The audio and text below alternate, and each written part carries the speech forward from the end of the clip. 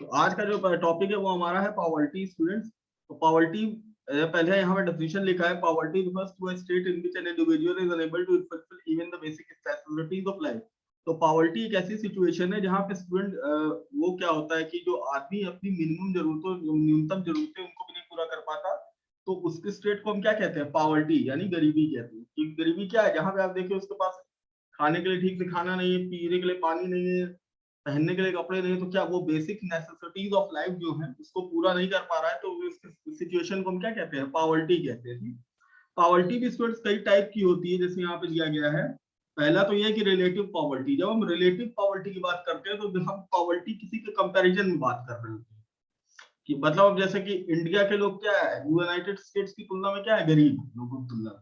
तो यहाँ पे हम रिलेट करके बात कर रहे हैं, तो एक होती है रिलेटिव पॉवर्टी। रिलेटिव पॉवर्टी में लिखा है, it refers to a poverty of people in comparison to other peoples, regions और Nations.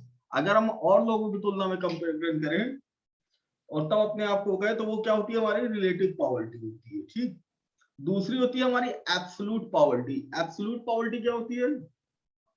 It means the inability to arrange for the basic human needs such as food, clothing, healthing facility, housing, etc.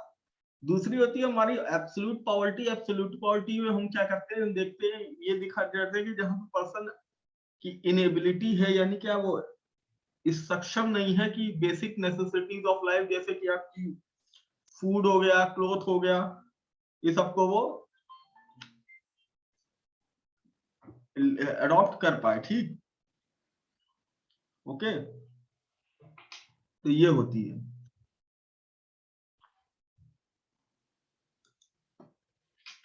तो जो absolute poverty की हम बात कर रहे हैं, तो एब्सोल्यूट पॉवर्टी में person is not able to arrange for the basic human needs such as food, clothing, health facilities, housing etcetera. ठीक। अब हम बात करेंगे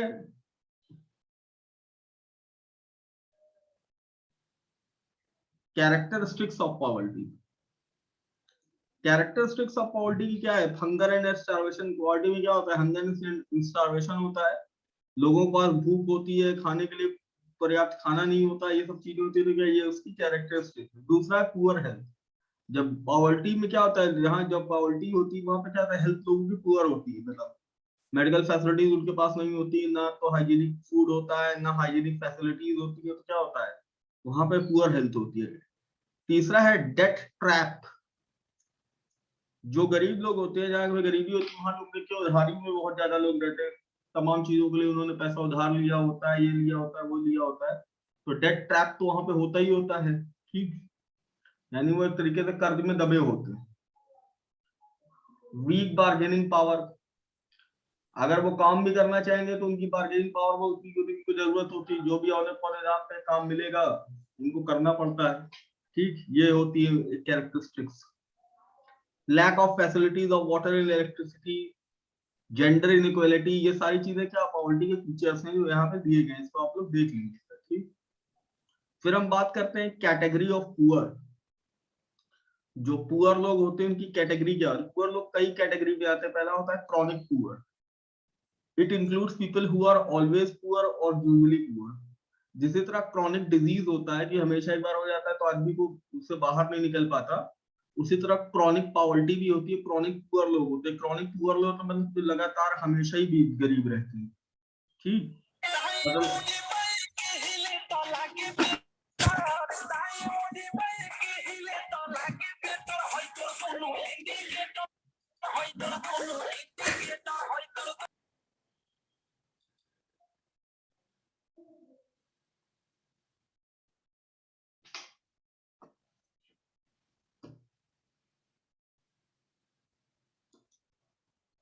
ओके, क्रॉनिक पुअर में वो लोग होते हैं जो लगातार गरीब होते हैं। ठीक। ये याद रखिएगा। दूसरा होता है कि ट्रांसिएंट पुअर। ट्रांसिएंट पुअर में वो लोग होते हैं जो बीच बीच पे कभी कभी क्या है, तो कभी पॉवर्टी लाइन के ऊपर आ जाते हैं, थोड़ी स्थिति उनकी ठीक हो जाती है, लेकिन वो भी लगातार क्या होते हैं, गरीब ही रहते हैं। ठीक। आप लोग को आवाज आ रही है? यस कौन बोला?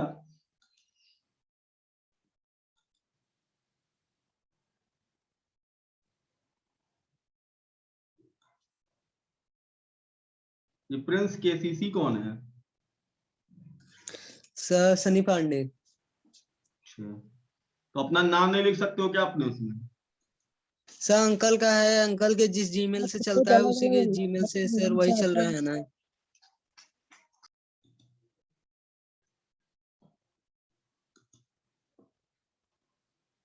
पता नहीं, सबको कैमरा तक तो ऑन करने में समस्या रहती है।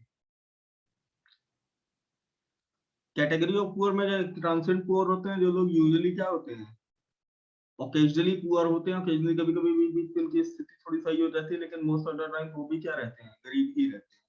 फिर होता है नॉन पुअर। नॉन पुअर जो लोग, बिल्कुल पुअर हुआ नेवर पुअर, ऐसे लोग जो कभी पुअर नहीं होते। ठीक, ये 3 कैटेगरी यहाँ पे बेसिकली मेंशन की है।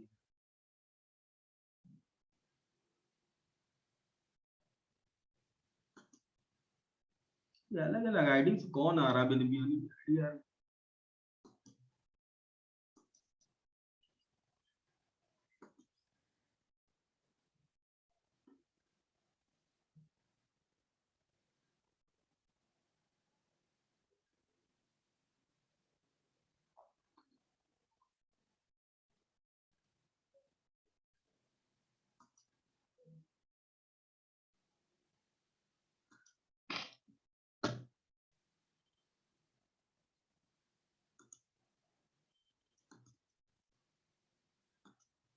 इसके बाद हम बात करते हैं पॉवर्टी लाइन पे। पॉवर्टी लाइन क्या होती है? The government uses monthly per capita expenditure to determine poverty line as per Tendulkar Committee based on calorie consumption in 2011 to 2012 in rural areas and urban areas. 2,400 and 2,100 poverty line was defined as ₹816 and ₹1,000 in rural areas and urban areas. देखिए, poverty line की अगर हम बात करें तो हमारे यहाँ गरीब कौन होता है? जो पॉवर्टी लाइन के नीचे होता है, और जो पॉवर्टी लाइन के ऊपर होता है वो गरीब नहीं होता है। लेकिन शॉर्ट में समझिए, पॉवर्टी लाइन को हम डिटरमाइन कैसे करते हैं? 2 मेथड होते हैं बेसिकली पॉवर्टी लाइन को डिफाइन करने के। या तो आदमी की हम इनकम को चेक करें कि क्या उसकी इतनी इनकम हो रही है, इसको माना जाए कि ना माना जाए। ठीक, और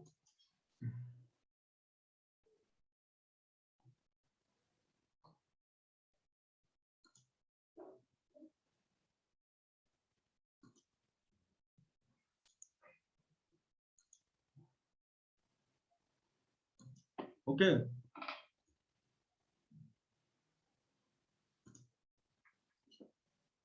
ये थिंग है। दूसरी ये हमारा ये है कि देखिए, एक होता है हमारा एक्सपेंडिचर, कि हम किसी भी आदमी का एक्सपेंडिचर को चेक करें कि उसका जो मंथली कंजम्पशन एक्सपेंडिचर यानी खाने पीने पे या सब चीजों पे जो वो खर्चा कर ले रहा है वो कितना है।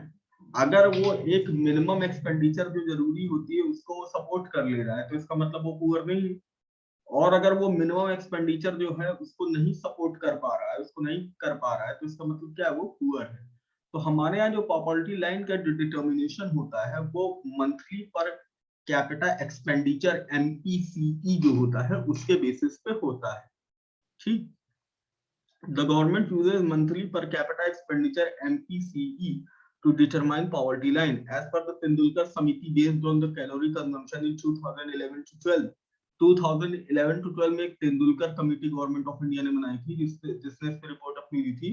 उसके accordingly rural and urban areas में 2400 and 2100 loyalty line was given थे एंड 816 रुपए और 1000 रुपए था ये मंथली पर कैपिटा एक्सपेंडिचर था जो इसको सपोर्ट कर लग रहे, क्योंकि हम मंथली का एक्सपेंडिचर जो होता है उसको कैलोरी कंजम्पशन में, कितना आदमी खाना खा रहा है, कैलोरी इनटेक के बेसिस पे करते हैं।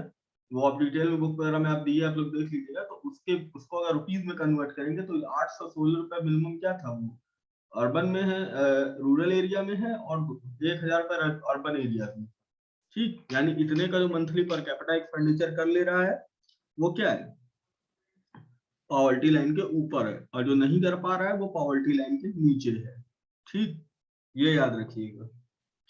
फिर हम बात करते हैं causes of poverty in India. ये इंपॉर्टेंट है, इंडिया में पॉवर्टी के कॉजेज क्या क्या है। ठीक।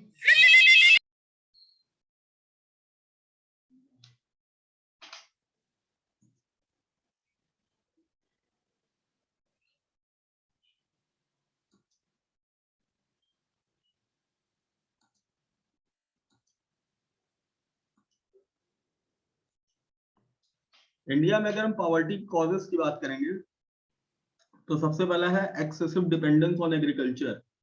एग्रीकल्चर पे हमारा एक्सेसिव डिपेंडेंस है, इसलिए भी क्या है हमारे यहाँ पॉवर्टी बहुत ज्यादा है। दूसरा है लैक ऑफ इंडस्ट्रियलाइजेशन, ठीक। तीसरा है हमारा लैक ऑफ कैपिटल फॉर्मेशन, ठीक,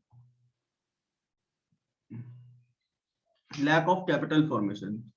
फिर हमारा लैक ऑफ एफिशिएंट एंटरप्रेन्योरशिप।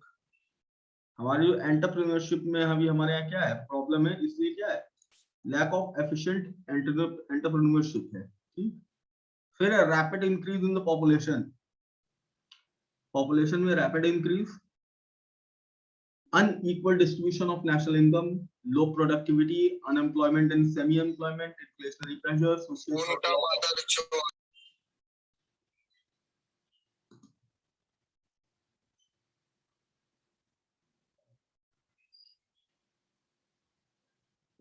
किसकी आवाज आ रही भाई?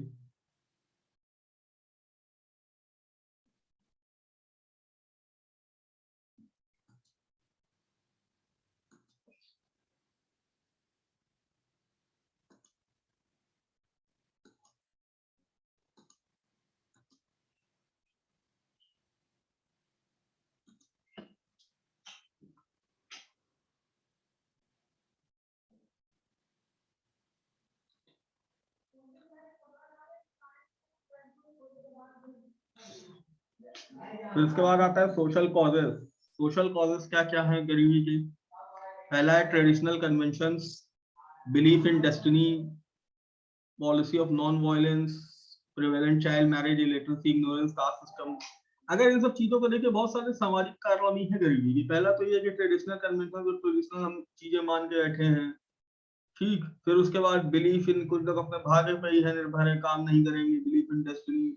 दूसरा है आपकी policy of non violence, prevalent child marriages, child में, ये तमाम चीजें जो हैं एक सामाजिक जो वो है वो भी इसके लिए जिम्मेदार है, आपके इसके लिए गरीबी के लिए, ठीक।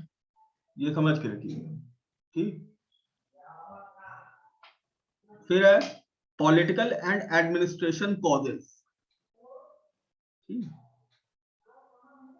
पॉलिटिकल एंड एडमिनिस्ट्रेशन कॉजेस में अगर हम देखेंगे तो इसमें political instability and the failure of government policies, ये भी है कि जो हमारे यहाँ पॉलिटिकल इंस्टेबिलिटी, सरकार है गलती बलती रहती है, ठीक से पूर्ण बहुमत सरकार ना होना, ये तो है गवर्नमेंट का ठीक से फंक्शन ना कर पाना, या फिर फेलियर ऑफ गवर्नमेंट पॉलिसीज, यानी गवर्नमेंट अपनी पॉलिसीज वगैरह जो बनाती है उसके फेलियर्स जो होते हैं वो भी रिस्पॉन्सिबल होते हैं कि वो इसके कारण भी गरीबी है, ठीक।